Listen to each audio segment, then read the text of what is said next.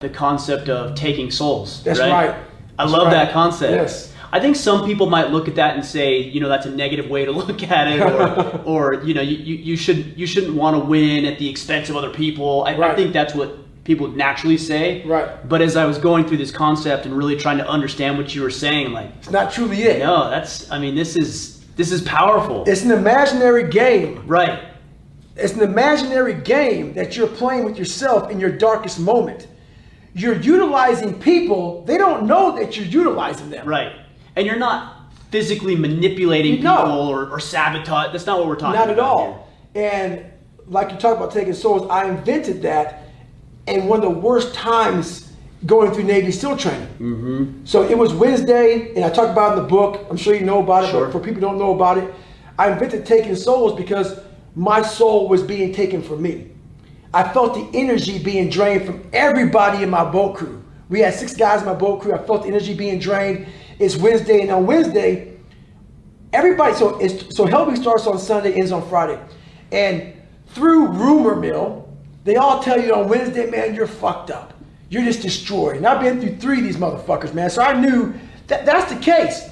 But that's the case because through the years, that was just the pass down. Sure. So you start to create someone else's fucking mentality. Self-fulfilling prophecy. That's right. Yeah. This ain't my fucking mentality. I'm what Tom, Dick, and Joe told me. I'm feeling what they said on board. So now you start to feel that way. You're all defeated and shit. So going through my second hell week, I'm realizing, hang on, man.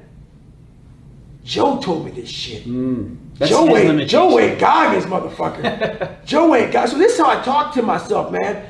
I'm like, Joe ain't Goggins, motherfucker. So what you can do now? Your boat crew's all fucked up. How you getting fired up? All right, man. So I'm looking at the instructors on the beach, and they're all fucking, you know, they do 8-hour shifts. They have these instructors, 8 hours. They come in, they go. There's 3 shifts. So they're all fresh, and they're all chilling out. Yeah. Parkas, it's nice and cold out there. They got nice jackets. We're all wet and miserable, sandy and fucked up. They got a cup of coffee, and they're looking at us, just jackhammering. I'm like, these motherfuckers are taking joy in this shit, man. I would take joy in it.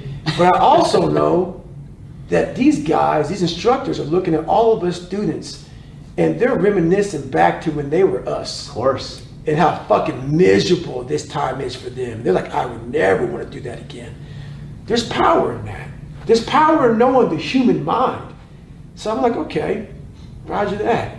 So what I'm gonna do is I'm gonna get inside your motherfucking heads right now. They don't know what I'm doing.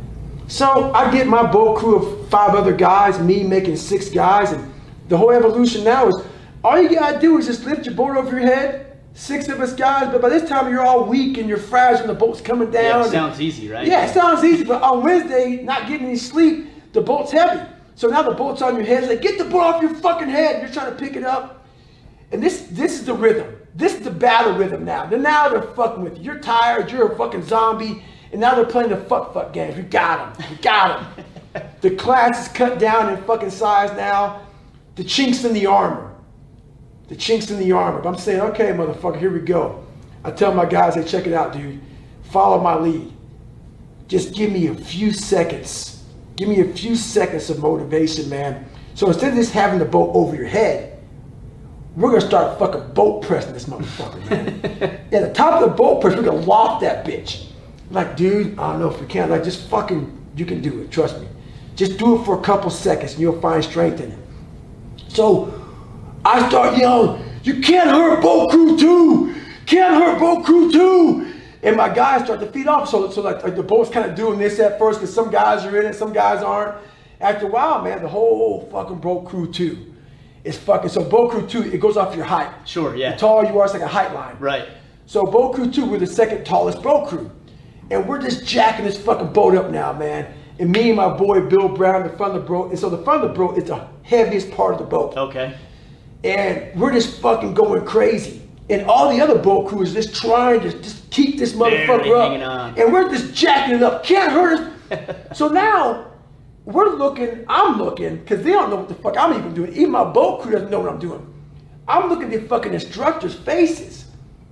And I can see that they're broken a little bit by the mere fact that it's fucking Wednesday and these guys are supposed to be dead and they're not broken. Mm-hmm. And I saw a look in their eyes, kind of like the look I saw with Apollo Creed when Rocky got up. Yeah. The look of like, the fuck? And I could tell a lot of them respected us, but a lot of them also like, kind of like that hatred, like fuck you, like that alpha male mentality of you're now a it's a little bit, game, it's a that's contest, right? You're a little bit better than me. You guys are students, but now we became the instructors. In my mind, this is power in your own mind. This is what I'm thinking, that they're thinking. So then I turn around after all that's done, and my boat crew now is fucking jacked the fuck up. And we start just to take over Hell Week again. We lost no races, 130 hours, lost no races, won every fucking race in my second Hell Week. And I turned to my boat crew as we're running out, the boat's in the head, we're all up in the front, and everybody else is fucking smoke behind us. And I looked at them and I said, hey, these motherfuckers will not be having sex for a long time. They're like, why is that? Like, because we own space, That's we own right, rent. in their head. We own rent in their fucking head, man. We own a part of their fucking brain. And it may not be true, I don't give a fuck. But in times of need, you must find ways to find strength. That's all it is. It's a tool at a time when you need it. Yeah. It's not about hurting anybody's feelings. Right. It's not about using up. It's a tool. I don't know what the fuck they were thinking. I don't give a fuck what they were Doesn't thinking. matter. Doesn't matter. I know on Wednesday night of Hell Week you're broken and I wasn't. And I know that something registered in their fucking head. That's enough for me. And the way you talk about it in the book is, I think if I remember correctly, that came back to bite you maybe just a little bit, because then they push harder, right? They're like, oh yeah, we'll show you, right? But again, I think what you're talking about is the benefits of going that route outweigh the potential punishment of having to do that. 100%, because what I found out that happened to me was I rode that high because I knew why. So why I started getting beat even more, I knew why they were beating me more. So now I knew I really had you. I knew I really had you. So now I even fed off even more. So the more you beat me now, the more I said, you can't hurt me, motherfucker. Yeah. You can't. So I was now like saying, now I'm gonna really, so now I didn't fall asleep. I wasn't tired. I never got cold. I wanted you to feel horrible now. Now that I see that now you're mad because I rose the level up, and now I see that now you want to beat me harder, now it's on. Yeah. So I fed off of that, man. Any man who doesn't feed off of that